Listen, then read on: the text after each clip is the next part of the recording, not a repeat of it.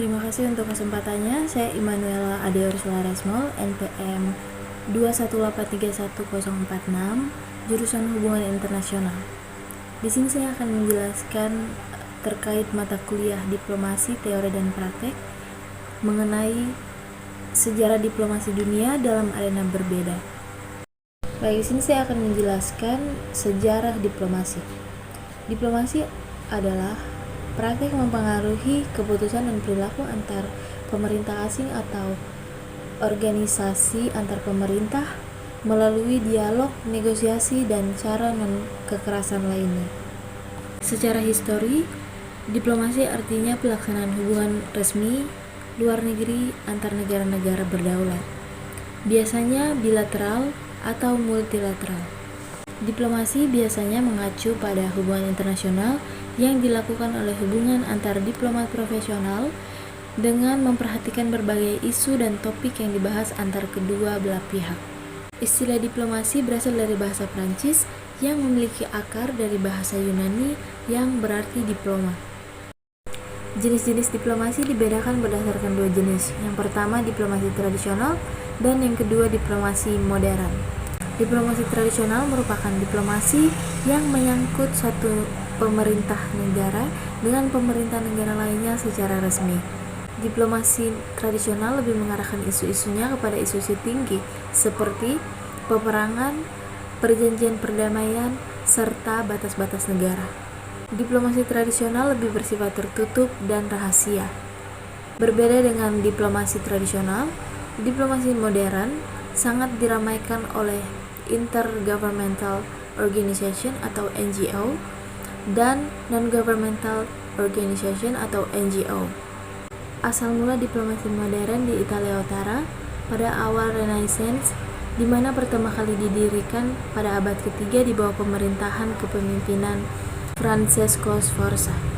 Kedutaan besar didirikan karena pemerintah mulai menyadari bahwa pentingnya peran diplomasi untuk kepentingan nasional negara mereka. Diplomasi modern lebih mengarahkan isu-isunya kepada isu-isu kecil seperti HAM, lingkungan, ekonomi, dan budaya. Diplomasi modern diharuskan terbuka agar tidak mengalami dampak buruk negara lainnya. Berdasarkan sejarahnya, diplomasi sudah dilakukan sejak zaman peradaban kuno, yaitu pada masa peradaban Mesopotamia yang diwujudkan melalui perjanjian antara suku serta penggunaan bahasa kedua suku yang menjadi bahasa diplomasi.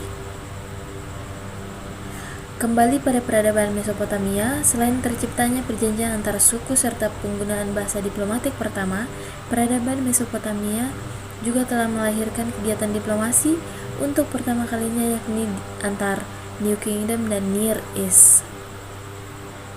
Diplomasi pada era tersebut dipelopori oleh Raja Mesir kuno yang bernama Pharaoh Ramesses II yang menjalin hubungan dengan kerajaan yang dipimpin oleh Raja Hiti. Alasan yang mendasari terjalin hubungan antara Raja Pharaoh Ramesses II dan Raja Hiti adalah untuk menghindari terjadinya konflik yang dapat berujung pada perpecahan. Para arkeolog berhasil menemukan bukti terkait dengan teknik diplomasi di era Mesopotamia, yakni sebuah dokumen yang disebut dengan Tel el Amarna atau Perjanjian Amarna.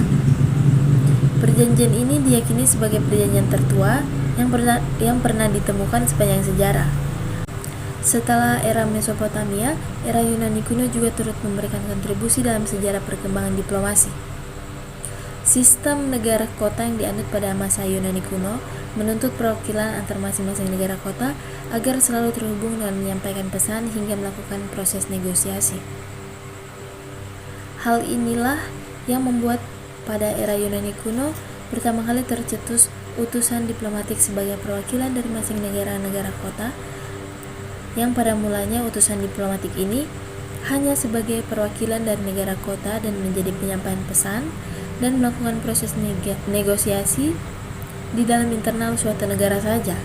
Hal ini kemudian mengalami perkembangan hingga seperti yang kita kenal saat ini, yaitu seorang utusan diplomatik menjadi perwakilan suatu negara kepada negara lain dan memiliki tugas lebih dari sekedar penyampaian pesan, tetapi sebagai penjaga hubungan baik antar negara. Bangsa Yunani kuno kemudian menyebarluaskan praktik diplomasinya kepada bangsa Romawi. Pada mulanya, bangsa Romawi membuat sebuah perjanjian atas dasar asas timbal balik dan koalisi antar partner yang sejajar. Namun, setelah Romawi menjadi bangsa yang kuat, mereka mulai melakukan proses diplomasi satu arah dan menghilangkan prinsip timbal balik antar negara. Dalam proses negosiasi ini dikenal sebagai win-win solution, yaitu ketika suatu pihak yang memiliki power serta bargaining position yang lebih besar mampu menekan pihak yang lebih lemah dan mampu menghasilkan perjanjian yang lebih menguntungkan untuk mereka.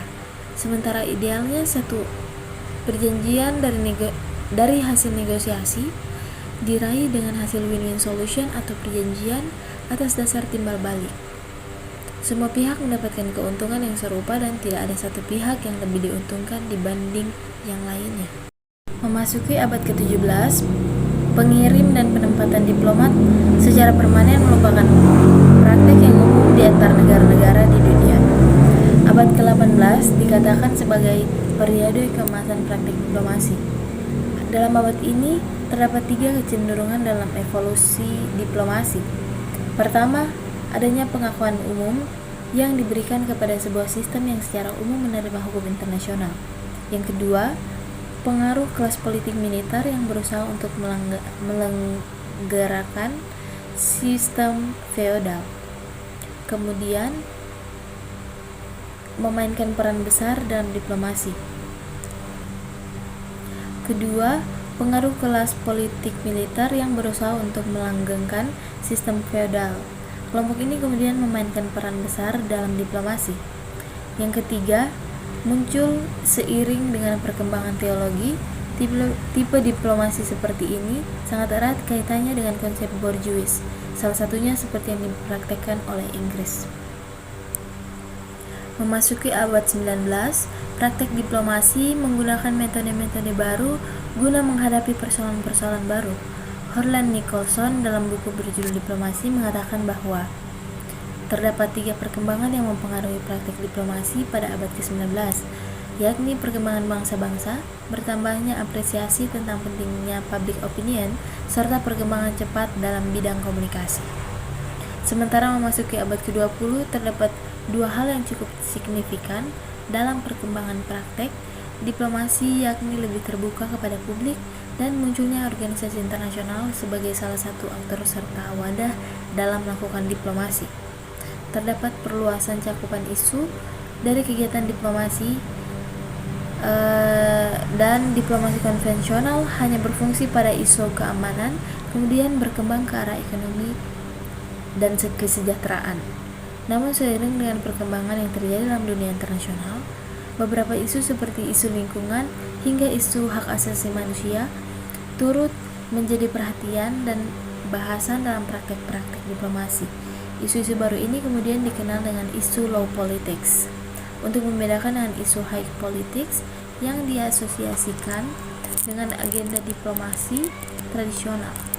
Isu-isu baru ini tidak hanya menjadi perhatian oleh aktor negara, tetapi juga aktor-aktor negara, dan memasuki abad ke-21, isu-isu politik semakin mendominasi praktek-praktek diplomasi modern. Perkembangan aktor dan isu dalam hubungan internasional turut mempengaruhi praktek diplomasi yang juga mengalami perkembangan dan mendapatkan penamaan sesuai dengan spesifikasinya. Selanjutnya ada diplomasi di era Perang Dingin atau Cold War. Perang Dunia II menandai adanya peralihan dari sistem politik internasional klasik ke sistem politik internasional kontemporer atau sistem politik internasional modern. Perang Dunia II yang berakhir kemudian tidak secara langsung mengubah tatanan dunia menjadi rapi kembali. Sebaliknya, Perang Dunia malah mengantarkan masyarakat dunia pada pertarungan selanjutnya di sekitar abad ke-20, yakni Perang Dingin yang terjadi pasca Perang Dunia Kedua hingga tahun 90-an. Konflik tersebut terjadi antar Amerika Serikat yang menganut paham demokratis dan kapitalis melawan Uni Soviet yang menganut paham komunis. Setelah Amerika Serikat menang pada Perang Dunia Kedua atas Jepang, Amerika Serikat muncul sebagai kekuatan dunia yang sangat penting dalam politik internasional setelah tahun 1945. Setelah berakhirnya Perang Dunia Kedua, negara yang berpengaruh terhadap dinamika perseroan dunia tidak hanya Amerika Serikat saja, namun juga Uni Soviet. Setelah Perang Dunia Kedua, negara-negara di dunia banyak yang melepaskan diri dari penjajahannya dan membentuk negara-negara baru sendiri.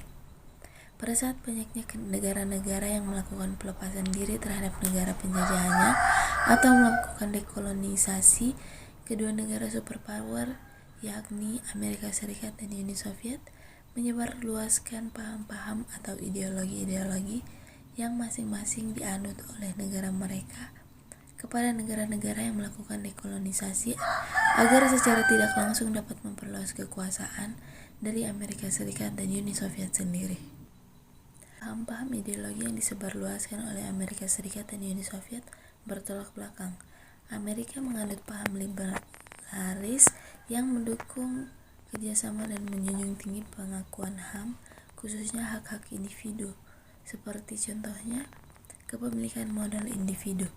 Sedangkan Uni Soviet menganut paham sosialis komunis yang ingin menekankan adanya kapitalisme lewat paham-paham kaum liberalis yang disebarkan Amerika Serikat, dan kepemilikan modal hanya berada di tangan negara. Hal inilah yang menyebabkan Amerika Serikat dan Uni Soviet yang semula beraliansi dalam blok sekutu kemudian pecah dan menjadikan awal terjadinya Perang Dingin antara Amerika Serikat dan Uni Soviet.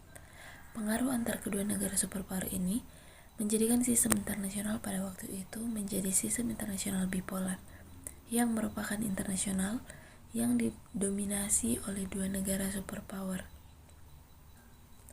Perang dingin antara Amerika Serikat dan Uni Soviet terjadi dengan masing-masing negara yang berkonflik berlomba-lomba untuk menyebarluaskan paham-paham dan ideologi yang dianut dengan soft power. Walaupun tidak berperang secara fisik, namun pengaruh dari Perang Dingin memberikan pengaruh yang besar bagi perkembangan dunia. Bukti pengaruhnya dari adanya Perang Dingin yaitu dibangunnya tembok Berlin yang memisahkan antara Jerman Barat yang berada di pihak Amerika Serikat dan Jerman Timur di pihak Uni Soviet. Berakhirnya Perang Dingin ditandai dengan munculnya negara-negara yang membuat blok netral seperti negara-negara di Asia dan Afrika untuk meruntuhkan hegemoni dua negara. Sistem bipolar kemudian lama-kelamaan menjadi multipolar. Hal ini juga memicu adanya DNTT yang digagaskan oleh Menteri Luar Negeri Amerika Serikat Henry Kissinger dan Presiden Amerika Serikat Richard Nixon yang berbicara mengenai perdamaian dan kesetaraan untuk mengurangi ketegangan antar dua negara yaitu Amerika Serikat dan Uni Soviet. Kesimpulannya yaitu negara tetap menjadi aktor dominan dalam hubungan internasional, namun yang kemudian menjadi perhatiannya adalah munculnya aktor lain dalam hubungan internasional yang juga melakukan kegiatan-kegiatan diplomasi seiring dengan interaksi mereka dengan negara. Negara memerlukan diplomasi tidak hanya guna mencapai kepentingan nasionalnya, tetapi juga agar terciptanya harmonisasi perdamaian dunia. Agar harmonisasi perdamaian dunia yang dapat tercapai, maka diplomasi haruslah dilakukan dengan cara-cara yang pantas seperti negosiasi dan juga kerjasama sehingga setiap negara yang melaksanakan praktik diplomasi dapat meraih keuntungan atau win-win solution. Demikian presentasi ini saya sampaikan. Terima kasih.